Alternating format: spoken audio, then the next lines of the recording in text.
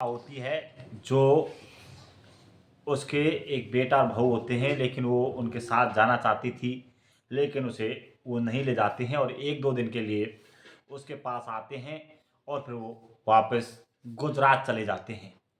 दोस्तों, लेकिन उस बूढ़ी माँ जिसकी उम्र लगभग 70 साल होती है, उसके जो मकान था उसकी जस्ट बगल में एक आईटीआई का कॉलेज था।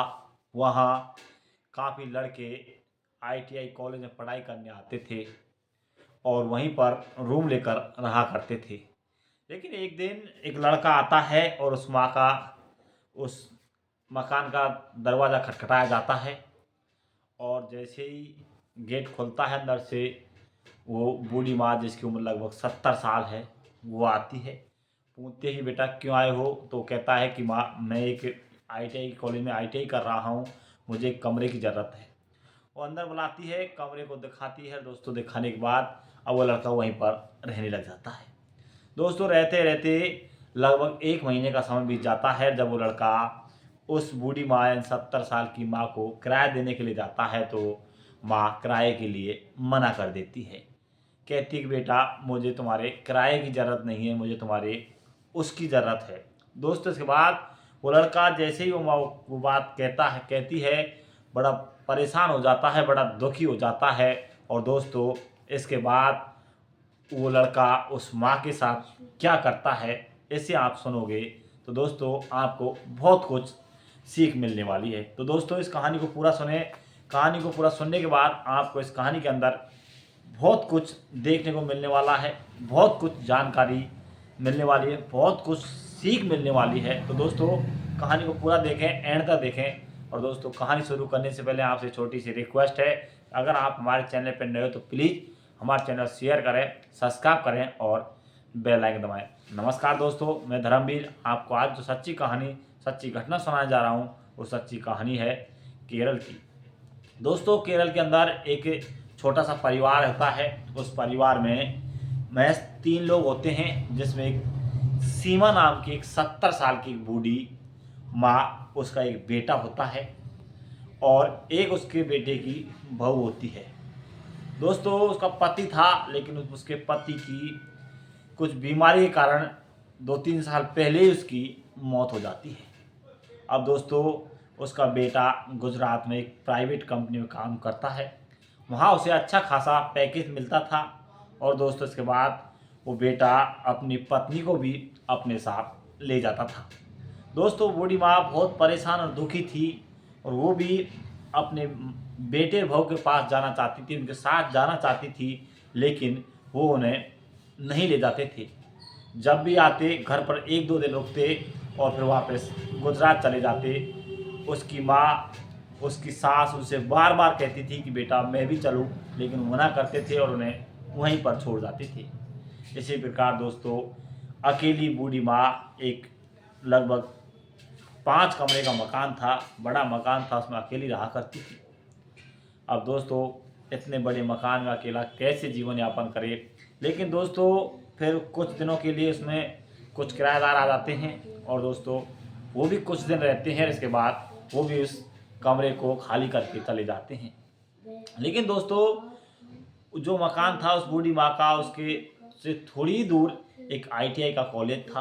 उस आईटीआई के कॉलेज के अंदर जो भी लड़कों का एडमिशन होता वो वहाँ पढ़ने आते थे, तो सभी लड़के वहीं पर नज़दीक अपना उसका कमरा लेते और वहीं पर रहने लगते थे। इसी प्रकार जिन जिन लड़के वहाँ पर आते थे उन्होंने सभी ने उसी कॉलोनी के अंदर वहाँ अपने अपने किराए पर मकान ले रखे थे, अपने अपने कमरे ले रखे थे और वहीं पर रहकर वो पढ़ाई कर रहे थे। लेकिन दोस्तों, 2-3 महीना हो जाते हैं उस माँ के दोनों कमरों को खाली हुए, लेकिन कोई किराएदार नहीं आता है। लेकिन दोस्तों, एक दिन एक लड़का होता है, वो लड़का का नाम राहुल होता है। राहुल वहीं पास में जो आईटीआई कॉलेज थी, उस आईटीआई कॉलेज के अंदर आईटीआई करने के लिए आता है। अब दोस्तों, आईटीआई कॉलेज में एडमिशन ले लेता है और इसके बाद वो अपने लिए रूम, अपने लिए कमरा ढूंढने के लिए लग जाता है। ढूंढता ढूंढता सीमा यानी 70 साल की बूढ़ी माँ के पास पहुंच जाता है। पहुंचने के बाद उसके गेट को खटखटाया जाता है। इसके बाद तुरंत वो बूढ़ी माँ वहाँ से खड़ी होकर और गेट पर आती है। गेट पर आकर देखती है तो एक लड़का खड़ा हुआ होता है। दोस्तों अब वो माँ उसे देखती ही रह जाती है, देखते देखते उसकी आंखों की तरफ देखती रहती है। इसके बाद काफ़ी देर हो जाती है। इसके बाद वो लड़का कहता है कि आंटी जी क्या मुझे किराए पे कमरा मिल जाएगा। दोस्त इसके बाद वो सीमा कहती है कि आ जाओ बेटे, मेरे मकान के अंदर 2 कमरे खाली हैं और जिस कमरे को तुम्हें पसंद है उस कमरे को देख लो, तुम खूब रहो। दोस्त इसके बाद सीधे राहुल अंदर चला जाता है, दोनों कमरों को देखता है। कमरों को देखने के बाद उन्हें एक रूम पसंद आ जाता है और इसके बाद अपना सामान लाता है, सारा सामान सेट करता है और वहीं पर रहने लग जाता है। दोस्तों ITI कॉलेज जाता है और वापस अपने रूम पर चला आता है, वहाँ पर पढ़ाई करता है। धीरे धीरे कई दिन बीत जाते हैं। इसके बाद एक दिन राहुल कॉलेज से परेशान और थका हारा आता है और आकर अब देख सोचता है कि आखिर आज मैं इस आंटी से खाना मांग लूँ, लेकिन उसका मन नहीं करता है कि जाने आंटी क्या कहेगी, क्या सोचेगी, इस वजह से वो नहीं मांगता है। लेकिन सीमा उसकी भावनाओं को समझ चुकी थी और वो अपने लिए जैसे ही खाना बनाती है तो कुछ ज़्यादा खाना बना लेती है और राहुल के लिए भी वो खाना बना लेती है। दोस्तों कुछ देर के बाद वो राहुल को थोड़ा खाना लेकर जाती है और इसके बाद राहुल वो खाने को खा लेता है। अब दोस्तों दोनों के बीच और नज़दीकियाँ बढ़ जाती हैं। इसके बाद अब राहुल एक दिन जैसे अगले दिन जाता है बाज़ार के अंदर और वहाँ से सब्जी फब्जी खरीद कर लाता है। लेकिन दोस्तों अब जैसे ही सब्जी लेकर आता है तो सब्जियों के रूप में वो करेला लेकर आता है। करेला लाकर वहाँ खड़ा हो जाता है, उस आंटी से यानी सीमा से कहता है कि आंटी जी मेरा मन कई दिनों से करेले की सब्ज़ी खाने का कर रहा था, लेकिन मुझे तो करेले की सब्ज़ी बनाना नहीं आता है। क्या आप करेले की सब्ज़ी बनाकर मुझे आज खिला सकती हो? दोस्तों सीमा कहती कि हाँ बेटा, मैं ज़रूर आपको करेले की सब्ज़ी खिलाऊंगी। दोस्त इसके बाद अब सीमा करेले की सब्ज़ी बनाती है और खुद खा लेती है और राहुल को भी दे देती है। राहुल उस सब्ज़ी को खाकर बड़ा प्रसन्न होता है, खुश होता है और अब उस आंटी की तारीफ करने लग जाता है। कहता है कि आंटी जी आपने तो आज मेरी माँ के याद दिला दी, आपने मेरी माँ की जैसी सब्ज़ी बनाई, बिल्कुल आपके तरह ही मेरी माँ सब्ज़ी बनाती थी।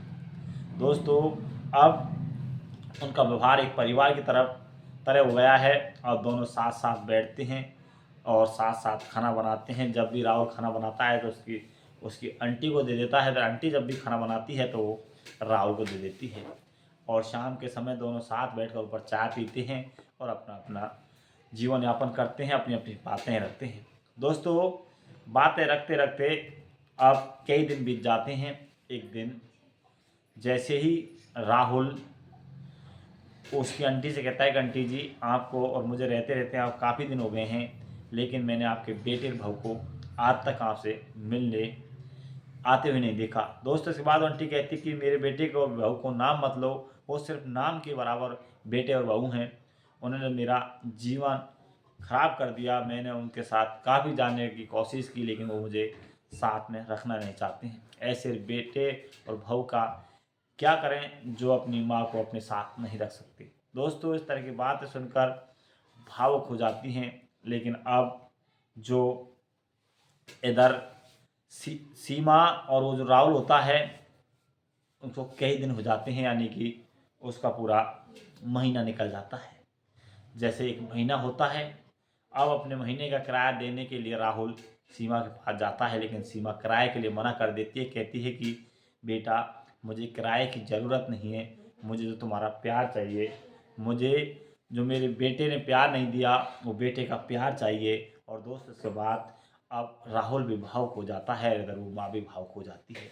इसके बाद अब सीमा राहुल से पूछती है कि बेटे तुम्हारे माँ बाप क्या करते हैं। और इसके बाद जब राहुल अपने बारे में उसको बताता कहता है कि माँ जी मेरी माँ पहले ही मर चुकी थी, मेरा पिताजी पहले ही गुजर चुका था, मैं अनाथ हूँ और इसलिए मैं इस तरह रह रहा हूँ। दोस्तों इसके बाद इधर जो सीमा होती है वो भी फपा फका कर रोने लग जाती है, इधर राहुल भी रोने लग जाता है।